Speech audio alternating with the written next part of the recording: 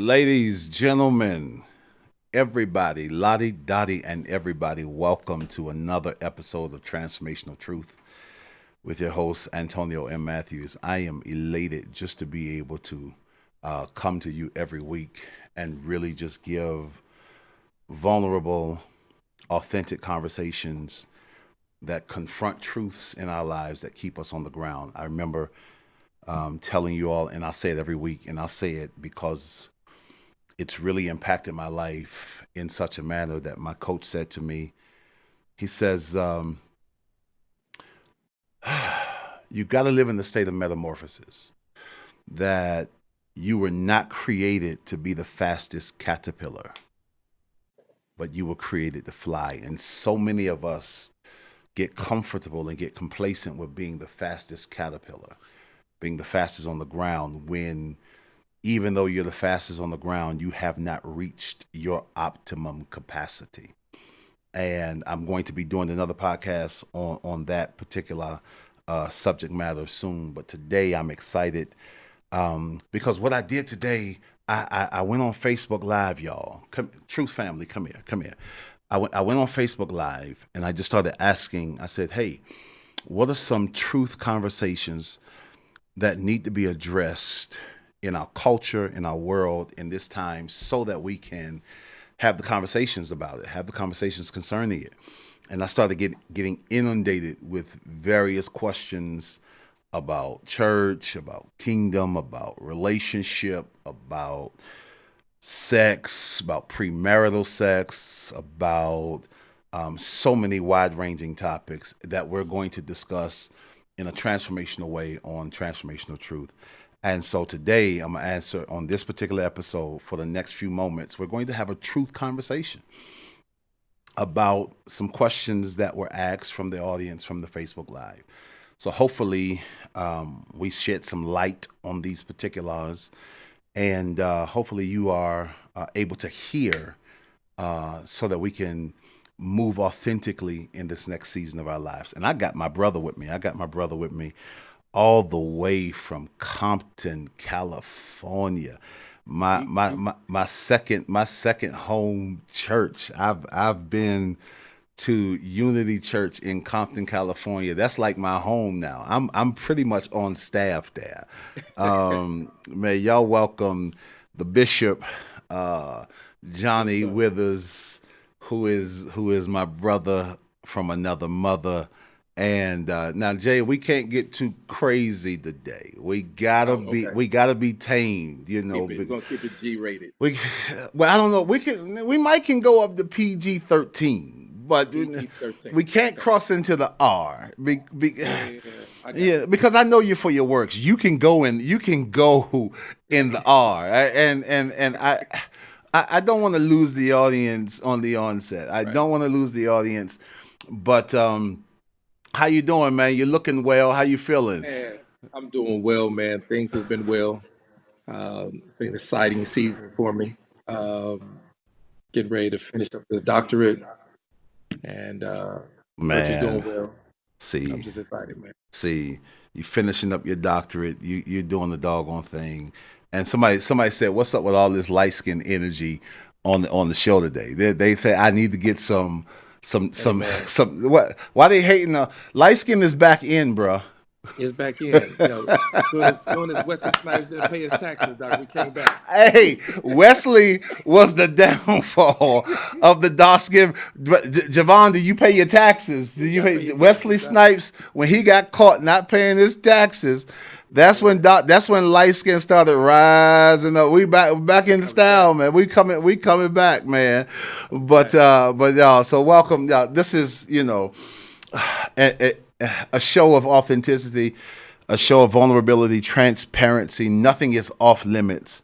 And I want those of us, especially those of us who are watching, to know that we care about your transformation, and any truth that we can discuss is that will help you metamorph into flying and getting off the ground. We're going to discuss it, man. So, how Yes, long you sir. been pastoring there at Unity in Compton, California? Well, we been there for about 24 years now.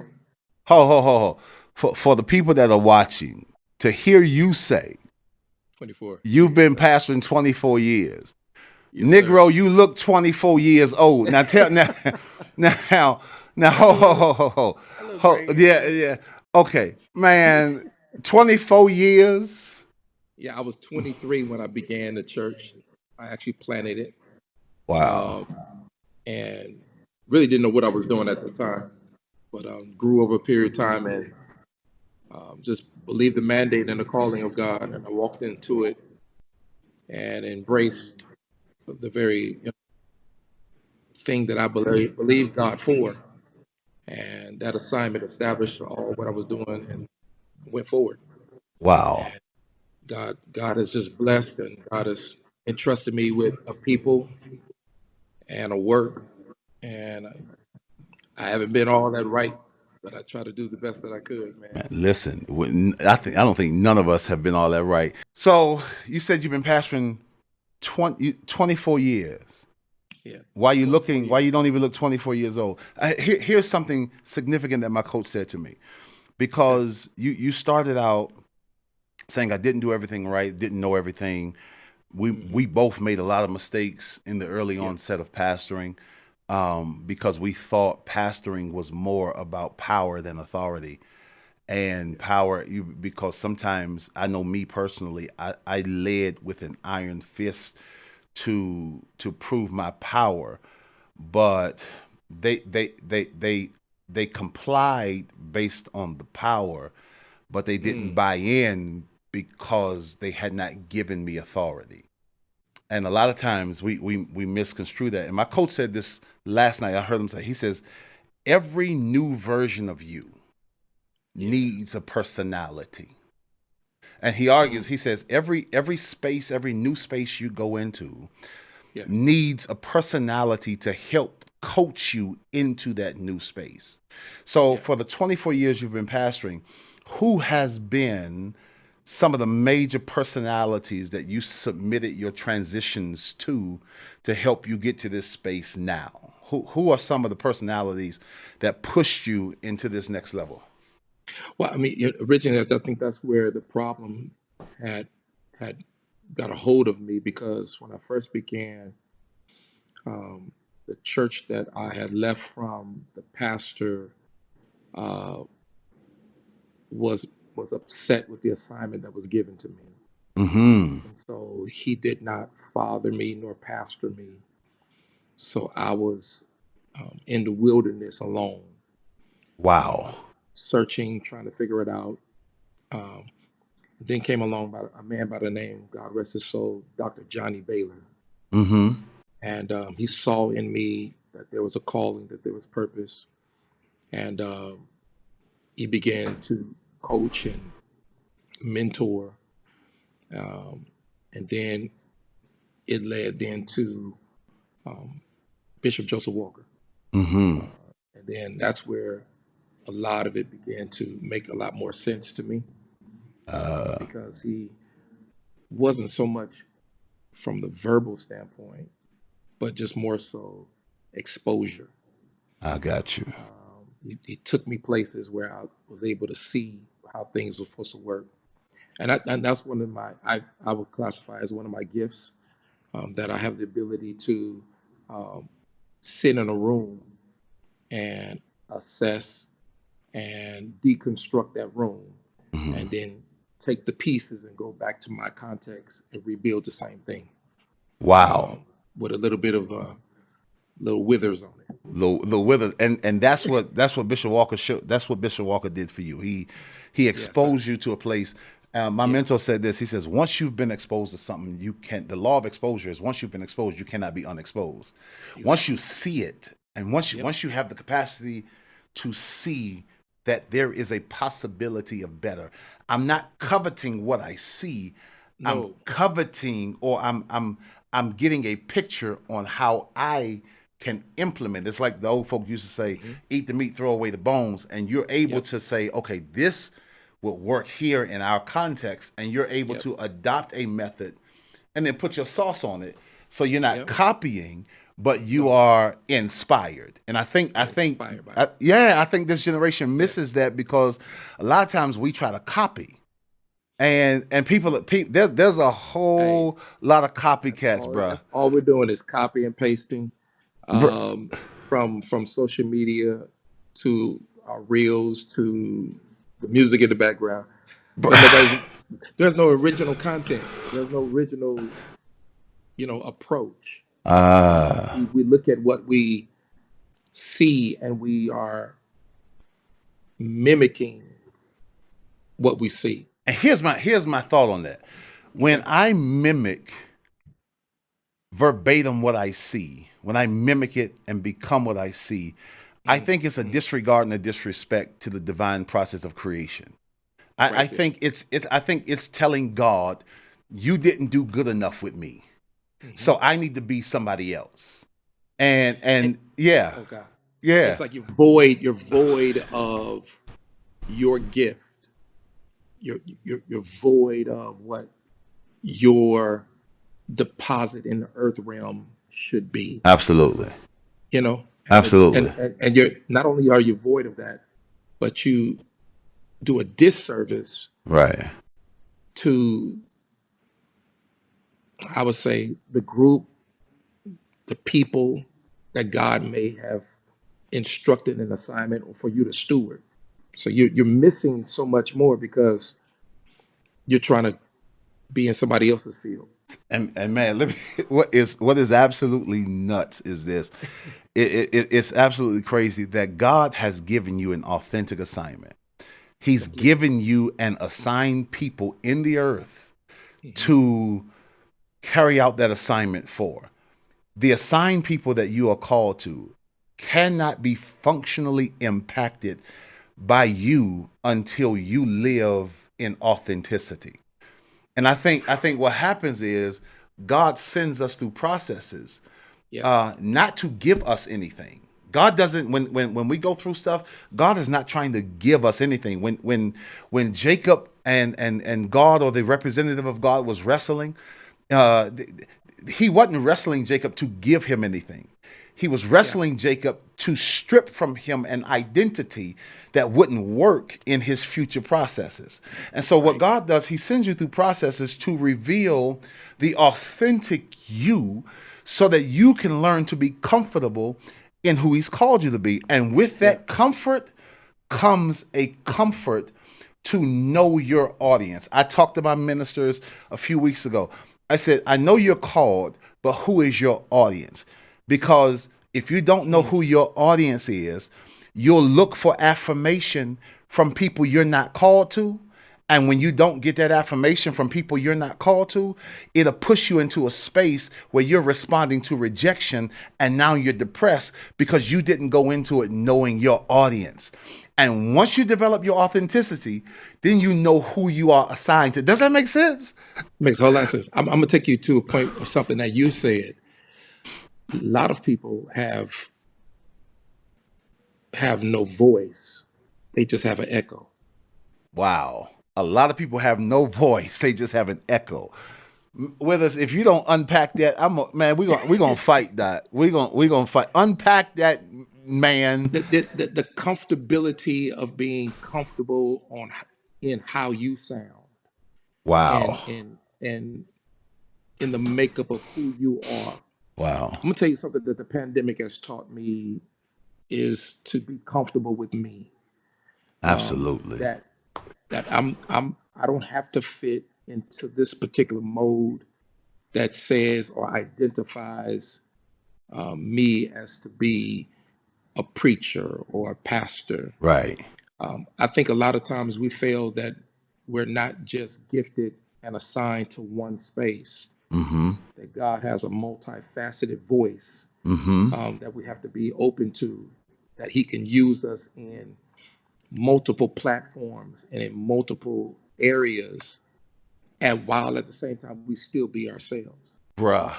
You know what you just said, my and I'm a reference my coach a lot because I'm in this season of transition, and I Yes, needed sir. somebody to speak to the next.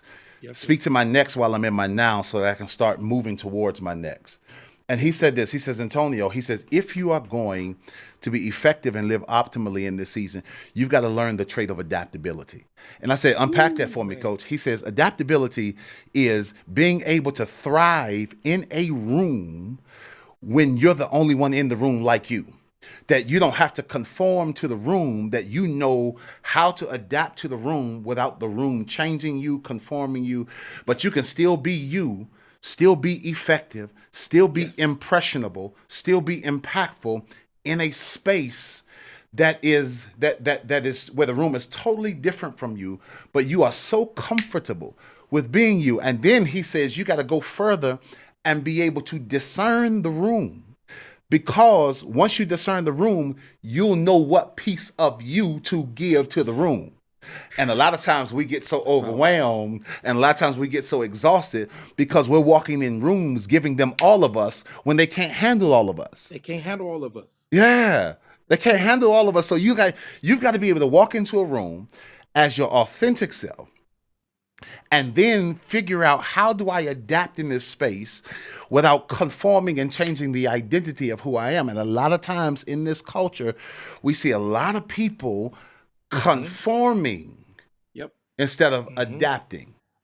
Yep. They're And conforming. Go ahead, Doc. they conform instead of adapting. And in that, psychologically, man, they then become frustrated Wow. because of the fact that they can't really Jeez. maximize their full potential. Mm.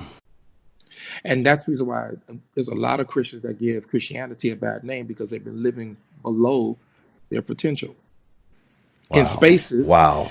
where they Wow. were supposed to bloom. They're supposed to operate in the fullness of who they are. Right. Yeah, Absolutely. yeah, you're right on money with that.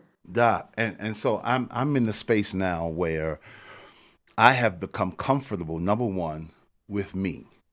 Yeah, I've become comfortable in my authenticity. That's where transformational truth comes from. I addressed truths in my life that shielded me from being authentic because I was fearful of what people would say in my authenticity. Number one. And so I was able to address those truths and begin to see me and become comfortable with me. Number two, I began to really line out and map out who my audience was. Who do I yeah, speak to? Who yeah, do I speak to out of the essence of my authenticity? And I stopped looking for validation mm, from the audiences of other people that I'm connected to. Like, just because we are cool doesn't mean your audience is my audience. no, Just no, because we have relationship doesn't mean I'm called to impact who you're called to impact. And once you yeah, become comfortable with knowing your audience, knowing who you're called to, you live in this space of freedom, knowing, number one, I don't have the capacity to reach everybody. I don't man, even have the desire. Man, pastoring and preaching to the folk I'm assigned to can get on my last man. doggone nerves. God, Hey, you said no, daggone it. PG-13, We're gonna keep it PG-13. PG-13. We gonna keep it. But so why would I try and maneuver in spaces that I'm not assigned to? And man, when did you develop? Because when you come, you know how to adapt. I've seen you in Yes. your bishop settings with your Uh-huh. clergy attire, your bishop's garments. I've seen you in your bishop's. I'm not that religious, so I don't know what they Yeah, call yeah, it, the choir dress. I'm not a bishop. I'm not a bishop in the Lord's church. So, so I don't have the hat. I don't have the choir dress. I've seen you adapt in that space. But when people come to unity, I've been to unity many times. You're in tennis shoes, you're in distressed jeans, you're yeah, preaching in hats. You wouldn't dare show up in a full gospel setting preaching in a hat with your collar on. So you've learned how to adapt without losing your identity. Speak man. speak to speak to these young preachers out here now that say, yo, you can flourish being you. Being you, man. You and I both grow up in the era where preachers were teaching you never went into the pulpit Mm-hmm. without a suit coat, Uh, Bruh, Come on, Doc. bruh, Like you bruh. better not even be seated in the I'm sorry. pulpit Dog, without a suit coat or a tie. dog. Let alone put on some tennis shoes. Man, you better get on some hard bottom shoes, brother. We on the way to hell. On the way to hell. Right, exactly. And a lot of times, man, we were disjointed, disconnected from assignments Mm, and people. yeah, One of the things I begin to realize, I'm in an urban context. absolutely. How many men in Compton has a suit? Absolutely. You know what I'm saying? Absolutely. So if I'm putting on something that they can come to church in and feel comfortable, Absolutely. my objective is not their attire. Hmm. My objective is their soul. If I can get them in, let me embrace and get them in. Um, then we can work on growth and development, and then that may create possibly a palette to go get a suit. Right. Right. But ultimately, God has them before He has the outfit. That is my grandfather used to say you can't clean a fish before you catch it. Man, And so many times we're trying to clean things up before we even get them in the door. And I said this morning. I said this morning because people was yeah, asking me, about the church changing, and I'm gonna get into that question in a second. People were asking me about the church changing, and various nuances of the changing generational culture of the church. yeah. And they said there was a time where people wouldn't do this in church, or you wouldn't walk across the pulpit. I said Oh yeah, there was a time where we were ran by the bondages of legalism. There are some traditions. There are some traditions that help shape who we are, and I yes, don't argue with a lot of them. yeah, However, had we knew accurate biblical interpretation, there's a whole lot of things that we call law that Jesus was like, yo, what are y'all what y'all doing this for? What I yeah, that ain't yeah. liberation, that ain't freedom, that's not. I didn't die for you to tell women they couldn't wear pants in the church. I didn't die for you to tell women they couldn't wear Those are earrings in the do's and choir don'ts. stands.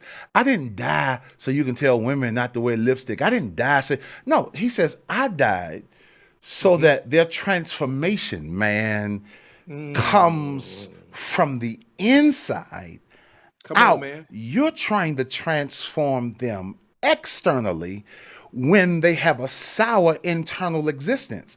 I'm trying to give them an internal transformation so that they can live optimally externally. But you are harping on the stuff that Right. don't even matter. I didn't die for that. I died so that they can call me Lord. And if they're Yes. going to call me Lord, I'd rather them call me Lord in Tim's, a hoodie, in a beanie, in a hat. I'd rather them call me Lord. Man, I, I Mm. don't care what they wearing as long as they call me Lord and do Exactly. what I've commanded. And we have harped so much on external that we miss the power of transformation, bro. Can I jump in and just say this real You quick? better, What we man, have jump. done and what we have done injustice in the body of Christ is that we have misinterpreted church. Church in its purest form, when you look back at the word ecclesia, it was never about location as it is more so about movement. Absolutely. And so we're at a Absolutely. place that we have focused more on place Right. and location, Right. that our movement, not only in life and society, but also in the marketplace, we think that that location also has a look. Absolutely. Absolutely. When the movement was more so about the embodiment of being the temple of God and Absolutely. walking in that and living in that, and how I look on the outside has no bearing, nor is it an impediment to what God is doing on the inside of me. Because once I start to talk, because I got my voice and I'm Yeah, comfortable with my voice, absolutely. I'm comfortable in my own skin, I'm comfortable in my own look. I now communicate the movement, and it shocks people and it bothers people. Absolutely. And it's I mean, I'm a bishop with tats. A bishop with tats, bruh. You know what I'm saying? Bruh. How is he a bishop and he got tattoos? I mean, okay. Let me tell you this. Jesus modeled that particular essence. Because let me tell you, if he did not, if Jesus was concerned with external appearance and that you had to have a look to be godly, Judas would have never had to tell them the one I kiss is who he is. He had to be identified with a Identify. kiss, which means Jesus, man, y'all ain't saying nothing, Mm, looked just like everybody else, operating in the comfort of his authenticity, operating in the reality of who he was. He didn't have on a cape. He didn't have on a whatever y'all be right. wearing. Like I don't know what y'all, I don't know what they call that y'all put on y'all head. He didn't have on that. He didn't. All he looked like everybody else, but walked in that authority and walked in that. But Judas said, "All right, the one I kiss is the Hmm. one that y'all got to come get. If I don't kiss him, he is not him. If I don't kiss him, I have not identified him." He had to identify Jesus, Yeshua, the all powerful one, with a kiss because within the crowd, he had the look of everybody else. Then why are we harping on how I look and not Mm, addressing the reality of my internal anointing? Man, that's amazing.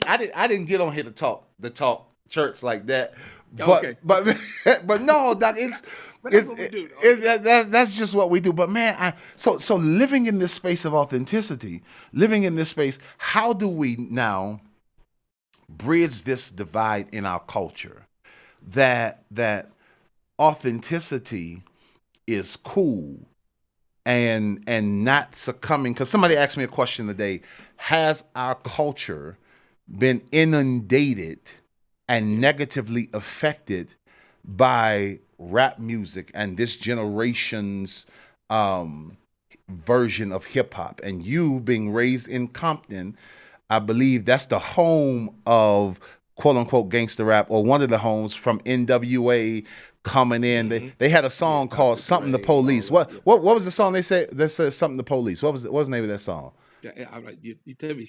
I can no, You I tell me keep it Javon. Javon, what was the name? Well, they got a You tell me keep song. PG-13. No, I can't remember. Really, you're not gonna say it, are you? They got a song, Yeah. and so this gang connective hip hop, this generation of And is it you gotta negatively understand something though. impacting? Let me say, a lot of times you say impacting, um, and there has been this major campaign in my city, Compton, trying to create a new Compton.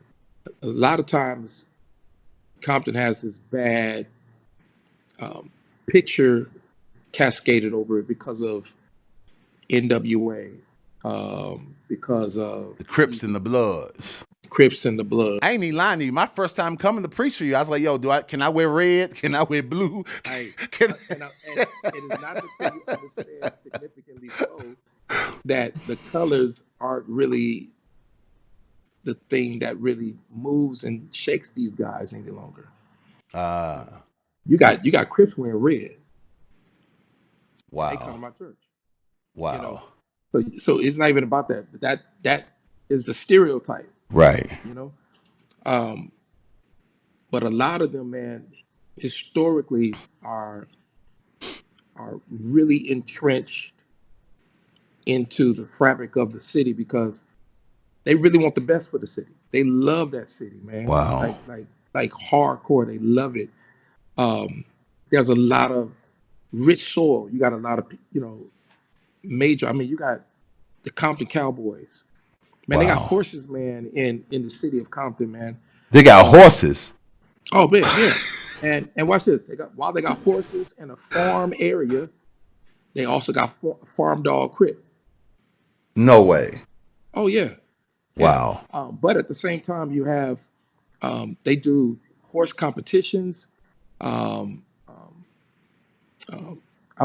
the word fails me. What's the one that they ride the horses, man? They do the jumping. Rodeos. They have rodeos, but it's another part. They really, it's almost like the training of the horse, man. Oh, a I man. can't think of I don't know. I'm from the hood. I, I don't yeah, know. yeah, up in the hood. So I was like, Did you say but something? I have a member in my church, man, who actually trains up horses. Um, and right behind my church, about a few blocks behind my church, there's nothing but farmhouses, major Wow. big houses. Then you also have major industrial areas. You have um, schooling and man, all type of like programs So that are we've happening. painted a picture of Oh, we Compton paint the picture bad, dog. that really, if all you have to do is be able to come to the city and see the Yeah. reality of it. And this week, well, the last 10 days, you're a sports fan like me. You know, John Morant's been in the news, Hmm. and that happened in the city I live in, Denver. Yeah. They was at Shotgun Willie's, and that's an establishment that need Jesus, and I think if we just set up, I think if we just set up some evangelists like on Yeah. across the Yeah. street, Yeah. on the parking lot of Shotgun Willie's, I think you'll be able to, hey, listen, come as, hey, but he was there, and he went live in Shotgun Willie's, and he posted this gun, and the whole media, they're painting a picture of him as this troubled gangster who's about to ruin $300 million. I mean, it's been sad, but they're saying he's highly influenced by this generation of rap culture, this gang that the influences of that negativity come from the music he listens to. Do you think our young men have lost their way because of this generation of gang associated hip hop? I don't think it's just gang associated hip hop. I think it's society as a whole. I think it's music abroad. Hmm. Um, Everything's being discussed, and it ain't just rap. Right. You know, uh, have you ever heard some of the heavy metal stuff? Heavily, I believe it's heavily influenced demonically. I Oh believe, man, yeah, absolutely, extremely. absolutely. And the ear of our young men now are more in tune to multiple platforms. Mm, They're not just listening only to hip hop; right.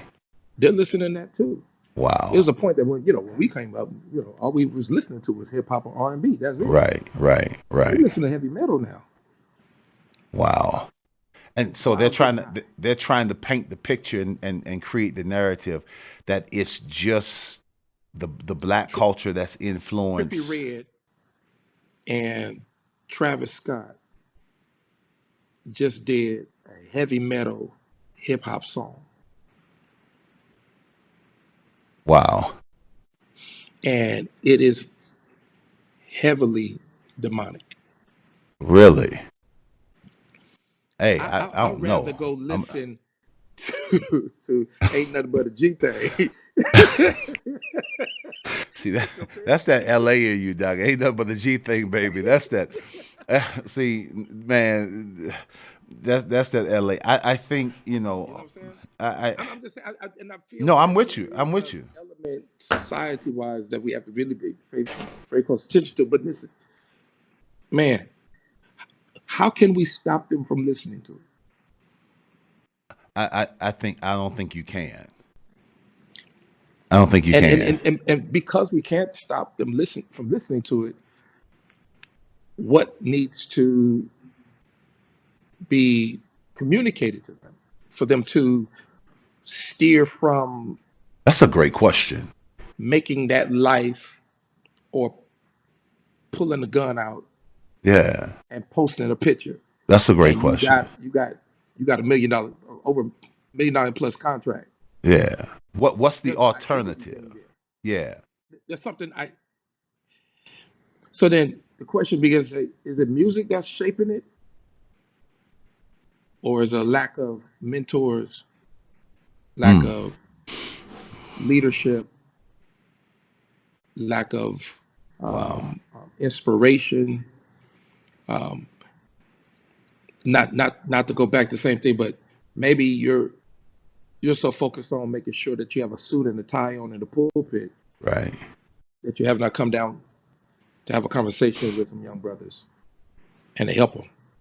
And that's my thought process. And Yeah, I tell my church this. I said, when we have conversations like this, and somebody was even trying to ask me this last night, I said, I'm like, I take God and Jesus's position on this. yeah, And how do I say that? Because darkness does not exist mm, only in the absence of something. yep, When Jesus created the heavens and the earth, he didn't talk to darkness. He said, "Let there mm, be light." He didn't say darkness be gone, because he knows when the light comes, the darkness goes. When you go into a room, if you come into your house and you walk into your house and all your lights are off, you don't do yep. nothing with darkness. You don't say, "Darkness, leave my house." What you Mm-mm. do, you flip the You turn on a switch. light, right? And when the light comes on, the darkness leaves. Hmm. The reason darkness is so prevalent in this particular day and culture is because all the lights are off. Maybe if we tap into the space where we're like Jesus, speak to the light, talk to the light, cut the lights on, cut the light of our lives on, maybe if all of us are operating in the light of our authenticity and the light of our divine purpose, maybe the darkness that's being permeated through our culture will be less seen because there's more light. And so Yeah, yeah, I'm of yeah. the ilk that I operate and deal with the kingdom. I talk about assignment, I talk about purpose. I don't highlight the negative jargon, because then you give it influence. You know? You know, yeah, can I challenge the thought just a little bit, Mm-hmm. and you, help me out on this. Okay. We turn on the light, Right. and and darkness is gone. Is the fact that darkness is gone, or we just can't see it now because of the light? Well, based upon Osho's definition of darkness, is not darkness does not exist, because Mm, in anything mm, that exists in the absence of something is not authentic. mm, And if you only exist, if you mm. only have There you go. power when somebody else is not in the room, you don't really have power. You don't have power. If you only have a voice when somebody else is not in the room, you don't really have a voice.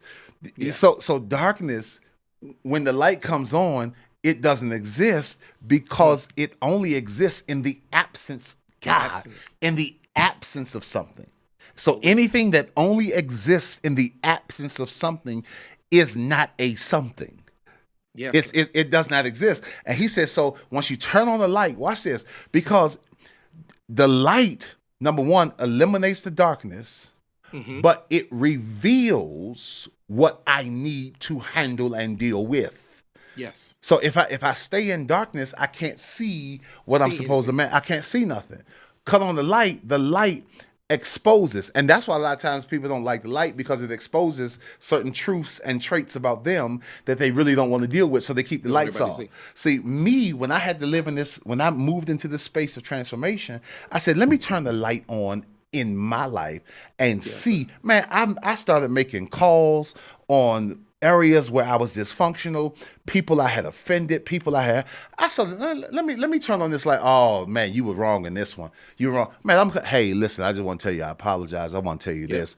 I want to Yep. tell you. Yep. Once you turn on the light, you can see the dysfunctional traits of your Yep. humanity, whether you're in pastorate or not, then you'll be able to manage, say, okay, this is what I need to fix, this is what I need to deal with.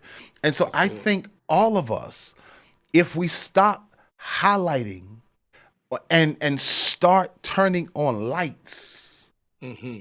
Hmm. Turning on, let the culture see light. Let the culture see a representative that's not perfect, but that still loves God. Let the culture see a Yeah. man, a woman in the pulpit who are not afraid to be transparent concerning their proclivities and their issues. And I Yes. think the church has got to get back to a space of authenticity.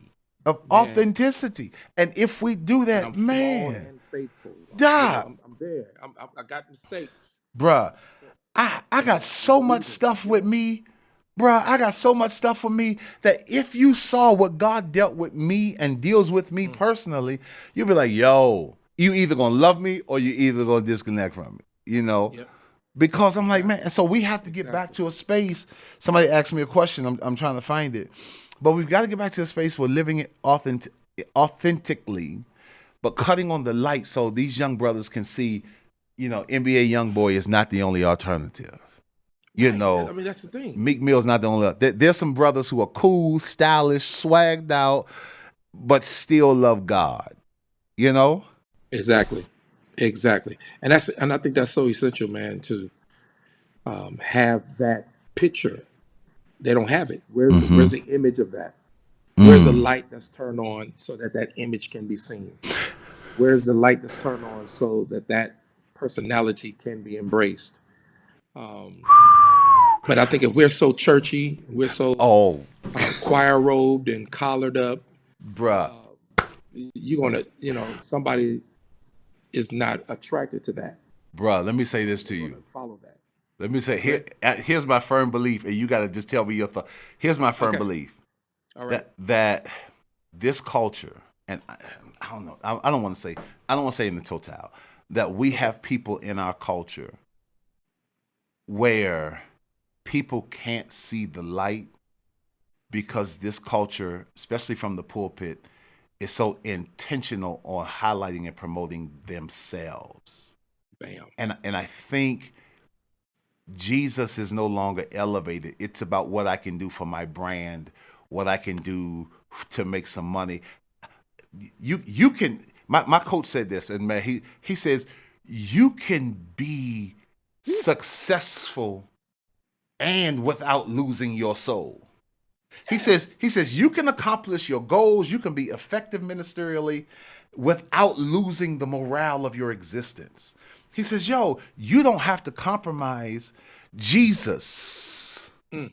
You don't have to compromise Jesus being the light to show. No, you can win and win souls if you. And so many You people can say, do "Yo, both. man, Doc, you can Man, do look, man, a both, bro." relationship between This might be labor two and parts. Like I don't know, worship. Javon. Say it The again. relationship between labor and worship is important. Absolutely. In fact, believe it or not, God introduced labor before he introduced worship. Wow.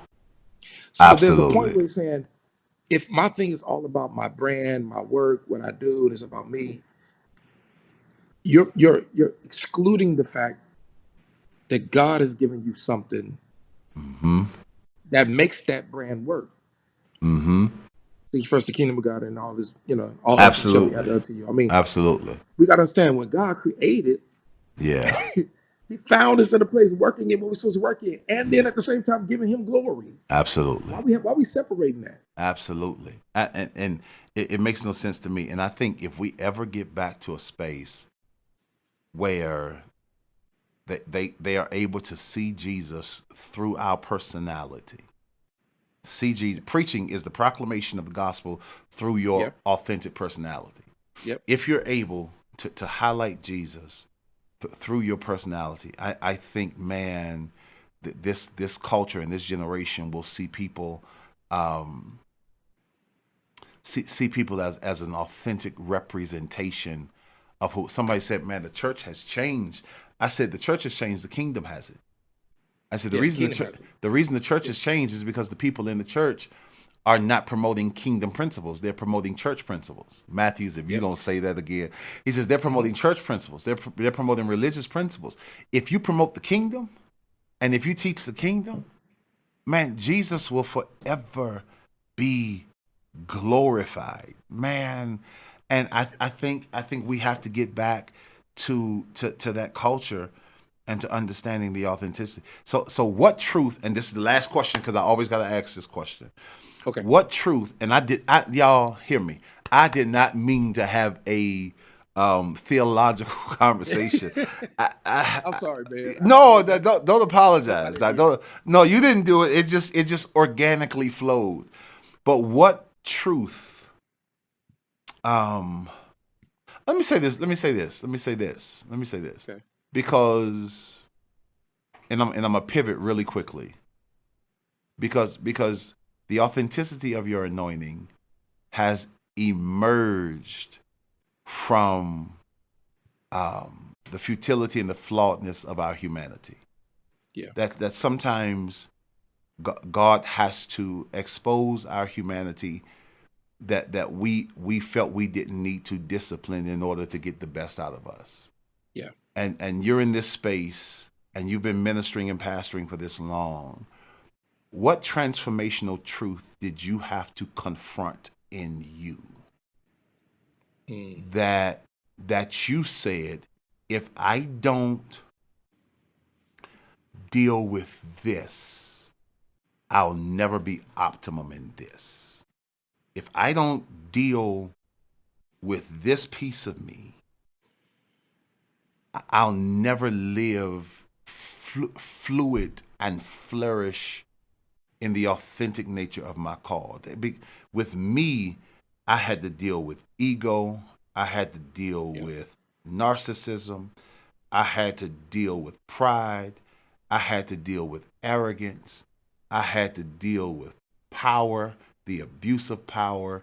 I had to deal with manipulation because we can talk anything. We can talk Mm-hmm. and man, I had to deal with deception. I had to address truths and I had to have conversations with people who I knew loved me but hated the truth that I was exposing because Yeah. the truth that I was living kept me beneath, man, kept me beneath my optimum potential.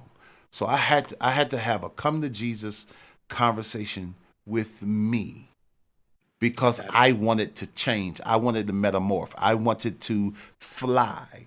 And I knew all those traits kept me on the ground. What truths did you have to confront with Johnny? Now we're gonna talk to Johnny because everybody Yep. love Bishop. I'm about to give you Johnny right now. What truth did Johnny have to confront that You know, that that led him into this space of transformation? the first it was I would say it like this: n- not knowing me, Mm-hmm. and it also put me in a place of extreme insecurity. Bingo. I kept allowing people to define me. I kept Wow. leaning to the public opinion, and without me even knowing, You believe the hype. I believed the hype. That's the I that's the believed what they were saying. And so then I was the one that was easily manipulated. mm, I was the one that was easily used. wow. I was the one that was steered a certain way when it was had nothing to do with me and had nothing to do with our word that we've been talking about all day, the authentic self. Wow. So I could not be me fully. Mm, So I would find myself shifting and changing to become liked by a group of people who they themselves saw the gift that I really operated in, but kept their foot on my neck so they can control wherever I went. Because they knew if I ever come to the knowledge of knowing who I am, I can grow beyond them. wow. And Wow. so that insecure piece, man, was a major, major battle. And I had I to can deal see it. with, I can see it on you. Let's stick yeah, there for a minute. I can okay, see. okay, I just tapped into to what I see, man. Yeah. Because a lot of people think because we're on the stage that we don't deal with insecurities. Oh man. And I think the pulpit is the most insecure place in the church. bruh, the I it do. the most insecure. We don't want nobody. And I had to get to a space where I tell my preachers now, I need y'all to be better than me. I tell my leaders, I need y'all to be better than me. I need y'all. I need y'all to be better than me. And I tell them, I said, we don't serve out of a place of insecurity anymore. No. Because when you serve out of insecurity, Yeah. you have to control everything to make sure nothing causes the people to forget you. That's so it's you like yo, you like yo, you can't be good enough to cause Right. them to forget Right. me. So no, so we always got to be the smart. And once you understand that, man, it is really your insecurities that's keeping you from being an effective leader, an effective communicator, an effective person, an effective human being. And so deal with that, Jay, because I can see Because that you can have wrestle. you can scale so high and have so many personal successes, but your insecurity will cause you not to even see that you'll constantly be in this downward spiral emotionally, not knowing that you have achieved some heights that some would wish to even reach. Absolutely. And then you start to lend your ear Hmm. to a people that they themselves possibly are insecure. Because They're insecurity jealous of what you gives have. birth to you can't be insecure and seek solace in secure people. So your whole network is gonna be insecure.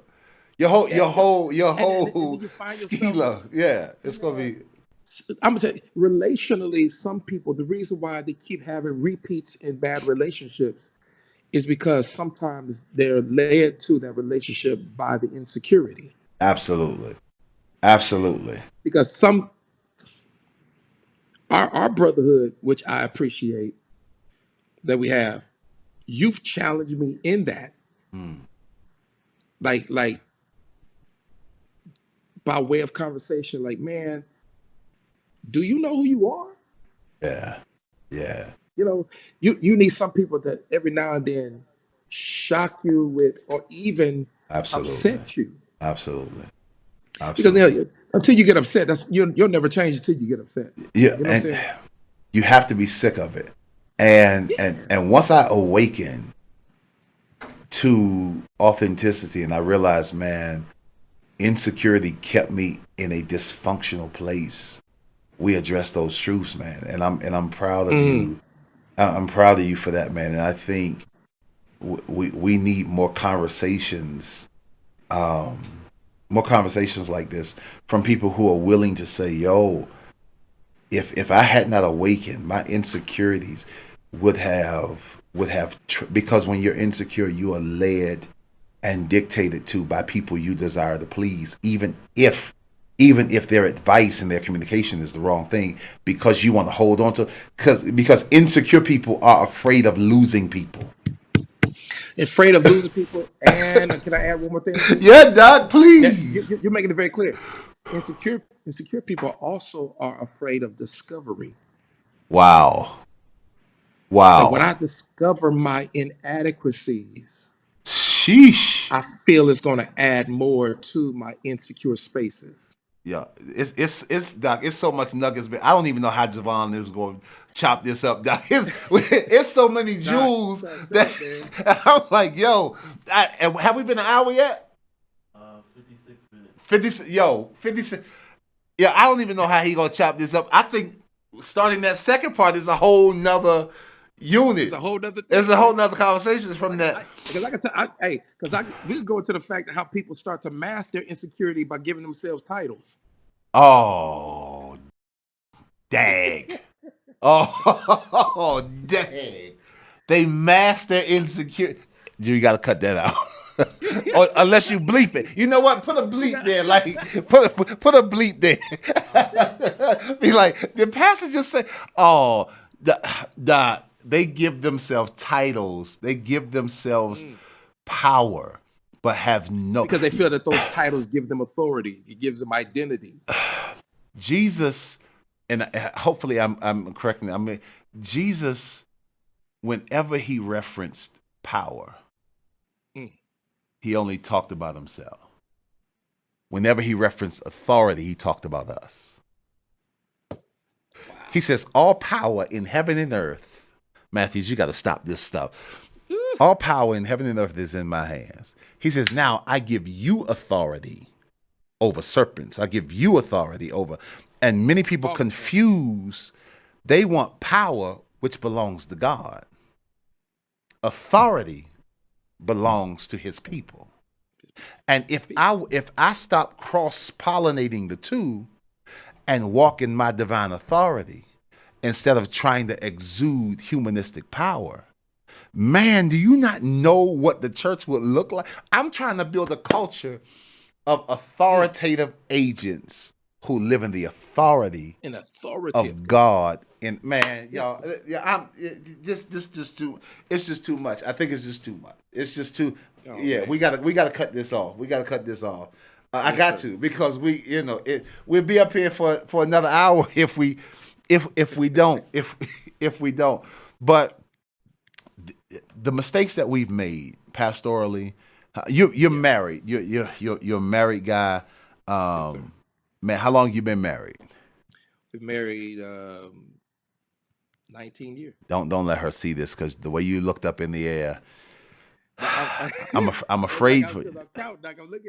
I'm afraid. I'm tell my sister. Tell my sister I love her. This is gonna. She'll laugh. Doc. I'm gonna tell you why she's gonna laugh. Because one year we celebrated a year that we had not even gotten to yet. Oh Lord, see. No, we've been 15 years married. See, 14. See, okay, and how is ministry and marriage for you?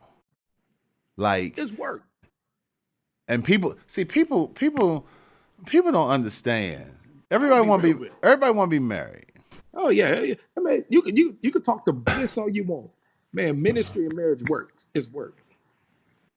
Everybody want to be married, and I tell this. I said, before God created a wife or a husband, He created a man and a woman. Yep. Many times we want to be the wife or the husband, and we have not mastered being the man or the woman. What have we done to mature as men, and to mature as ladies? To merit and to be able to say, I'm not having this conversation because I don't want to get in trouble. Right now, it's never a point there's two halves come in to make a whole. It's two whole individuals that make a whole. Man, and I'm you're like, not whole yet. You ain't ready for marriage, bruh. I'm not even touching that no more. I'm done. But give my sister my love. Tell her I love her. Man, yes, what are we saying? What truth do you want to leave with the people today that pushes them to live in their authentic selves? And in all of that they do, just be themselves. Mm-hmm. And as you continue to be you, it's ironically I'm wearing a shirt right now. Be you, and they'll adjust. Be you, they'll adjust. Listen, y'all, my brother Johnny Withers, I'm getting ready to actually, go back to LA and